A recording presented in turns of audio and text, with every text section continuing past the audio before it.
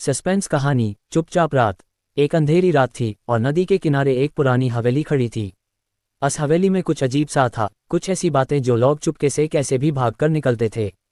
लेकिन इस बार दो दोस्त राघव और नील ने फैसला किया कि वो इस हवेली में रात गुजरकर देखेंगे कि असली राज क्या है। राघव और नील एक दूसरे से अच्छे दोस्त थे और उन्होंने हर वक्त मुश्किलें मिलकर सामने रखी थी।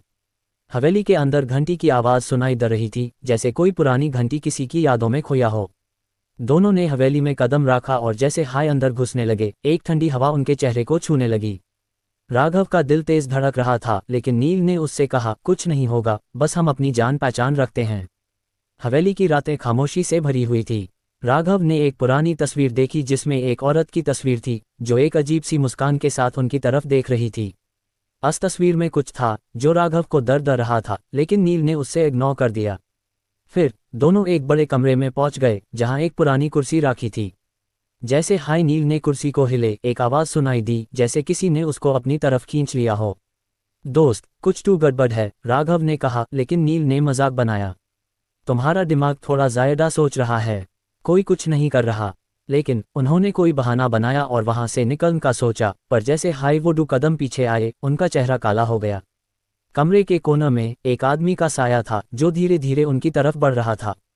राघव ने देखकर नील से कहा, तुमने देखा? नील ने कुछ नहीं कहा, लेकिन उसका चेहरा घबरा गया था। उस आदमी का चेहरा धीरे धीरे उनके सामने आया। उसने कहा, तुम दोनों यहाँ कैसे आए? नील ने डर के मारे जवाब दिया, हम बस कुछ देखने आए थे। उस आदमी ने गरीब सी मुस्कान के साथ कहा, तो तुम्हें वो देखने मिल गया। लेकिन जाने से पहले एक बात सुनो। और फिर एक पुरानी घंटी की आवाज़ सुनाई देने लगी, जो हवेली की पुरानी धूंध से निकलकर हर कोने में गूंजती थी। राघव और नील की सारी हिम्मत टूट गई थी और दोनों ने वहां से भागकर जान छुड़ाई।